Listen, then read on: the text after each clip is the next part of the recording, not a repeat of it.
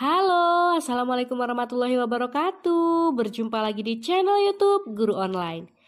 Baik, kali ini kita akan belajar menjawab secara bersama-sama soal pedagogik tentang teori belajar.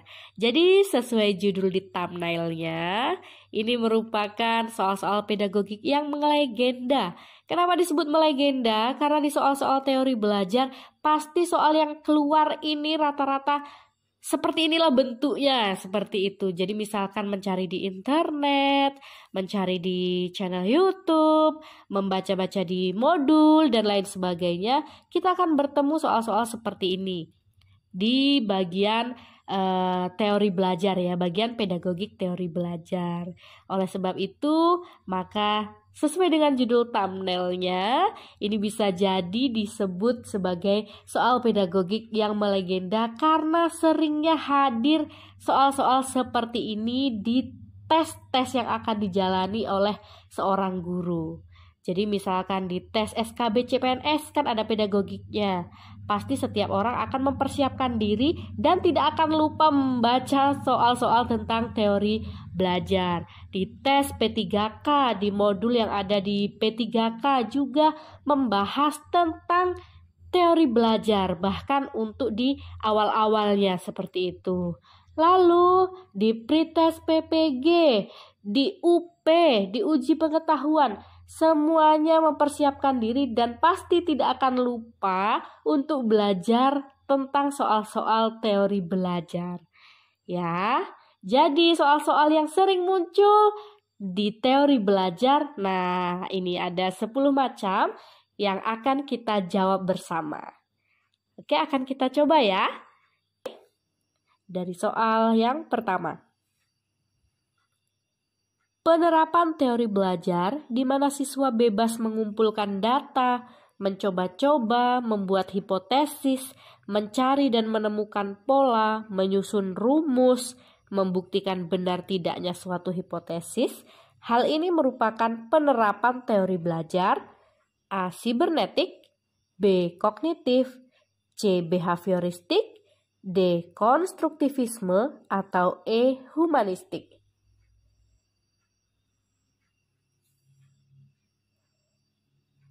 Oke, silahkan dijawab.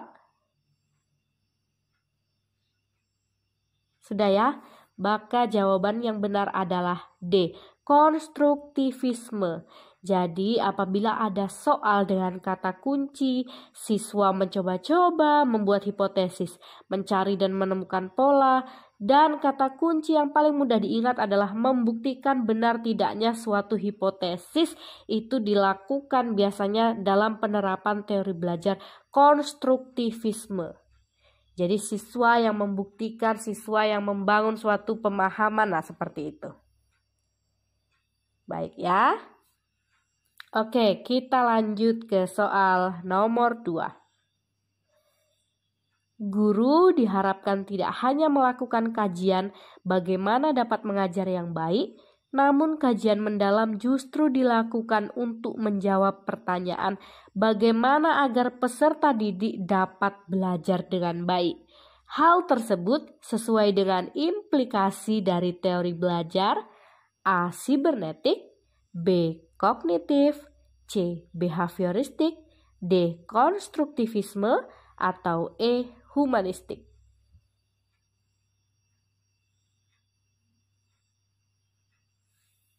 Baik, sudah? Teori belajar ini seperti soal-soal teori belajar ini nih, kalau kita lihat sepertinya mudah, tetapi kadang menjebak ya jawabannya. Kok rasa-rasanya ini masuk, ini ke sini masuk, ke situ masuk gitu. Jadi kita memang betul-betul harus paham kata kuncinya masing-masing teori belajar. Oke, kita kembali ke soal nomor 2. Apa jawabannya? Iya, E ya, humanistik. Jadi di teori belajar humanistik ini, guru bukan hanya harus dapat mengajar dengan baik, namun bagaimana guru tersebut dapat membawa peserta didik atau dapat membawa siswa itu supaya bisa belajar dengan baik, dengan nyaman seperti itu. Jadi kata kuncinya humanistik ini selain memanusiakan manusia, juga diimplikasinya atau penerapan dari teori belajar ini. Nah ini tadi guru tidak hanya melakukan kajian bagaimana cara mengajar yang baik, namun juga harus memikirkan bagaimana caranya peserta didik dapat belajar dengan baik dan nyaman seperti itu. Baik ya, oke. Kita jawab soal nomor 3. Guru tidak mentransfer pengetahuan yang dimiliki, melainkan membantu peserta didik untuk membentuk pengetahuannya sendiri dan dituntut untuk lebih memahami jalan pikiran atau cara pandang peserta didik dalam belajar. Hal tersebut sesuai dengan implikasi dari teori belajar. A. Sibernetik, B. Kognitif, C. Behavioristik, D. Konstruktivisme, atau E. Humanistik. Silahkan dijawab. Iya benar ya, jawabannya adalah D. Konstruktivisme. Jadi tadi kalau yang di nomor 1 tadi, bagaimana siswa membuktikan benar tidaknya suatu hipotesis, itu juga masuk ke teori konstruktivisme. Nah, sekarang soal nomor 3 ini juga. Jadi, apabila seorang guru membantu peserta didik untuk membentuk pengetahuannya sendiri dan dituntut untuk lebih memahami jalan pikiran atau cara pandang peserta didik itu sendiri dalam belajar.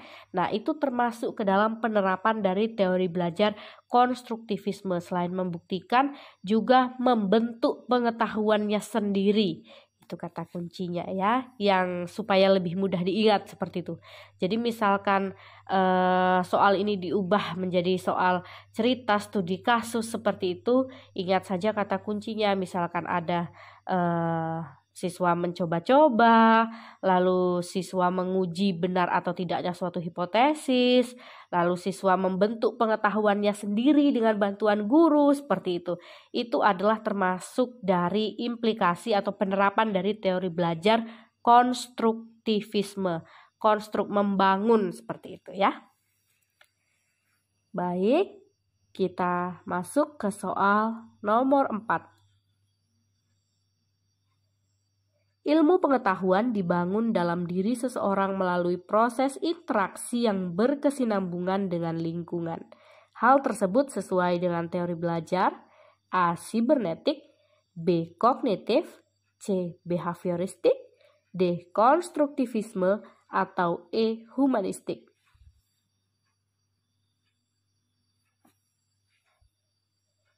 Baik, sudah? Apa jawabannya?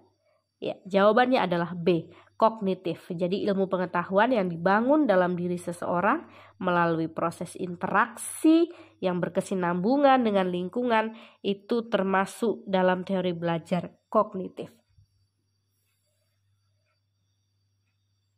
Lanjut ke soal nomor 5.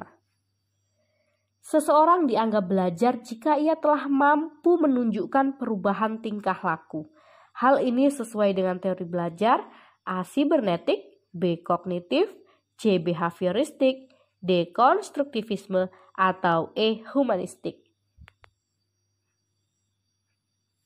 Iya benar ya, jawabannya adalah C. Behavioristik. Oke, behavior, tingkah laku, perilaku. Jadi di teori behavioristik ini seseorang dianggap belajar atau siswa atau peserta didik dianggap belajar jika ia telah mampu menunjukkan perubahan tingkah laku seperti itu. Jadi kalau tidak menunjukkan perubahan tingkah laku, dia tidak dianggap belajar. Jadi dianggap belajar jika ia mampu menunjukkan perubahan tingkah laku atau perilaku. Hal ini sesuai dengan teori belajar behavioristik ya. Itu yang perlu diingat.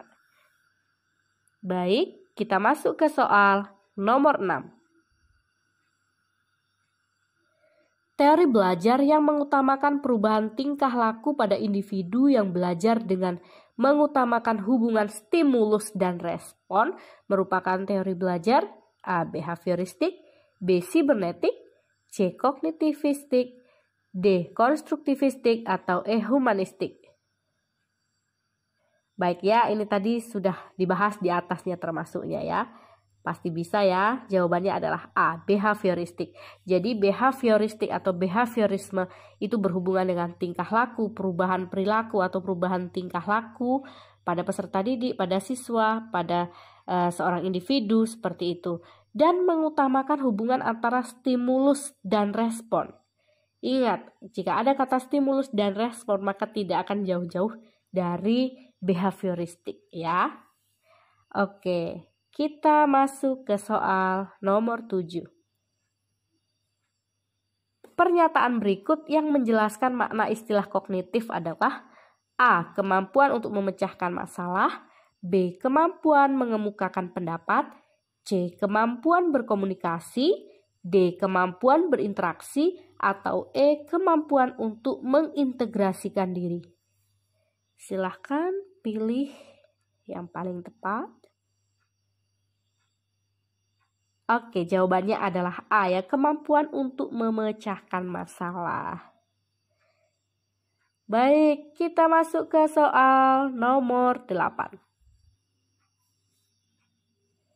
Seluruh komponen pendidikan memiliki tujuan yang sama, yaitu terbentuknya manusia yang ideal, manusia yang dicita-citakan, yaitu manusia yang mampu mencapai aktualisasi diri.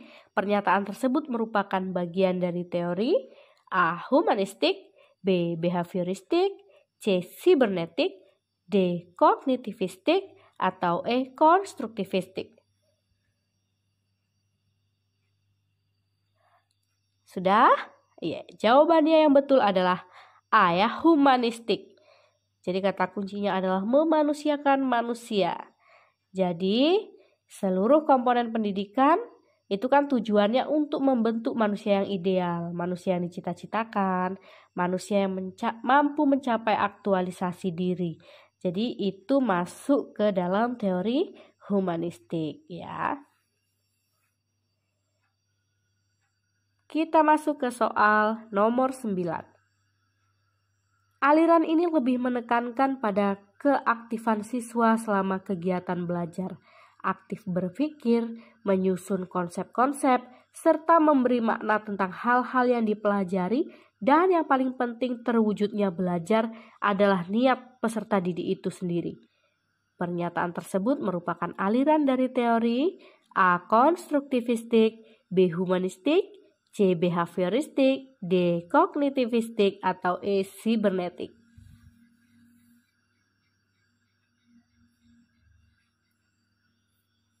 Baik, apa jawabannya? Ya betul ya, jawabannya adalah A. Konstruktivistik. Jadi aliran konstruktivistik atau konstruktivisme ini menekankan pada keaktifan siswa selama kegiatan belajar.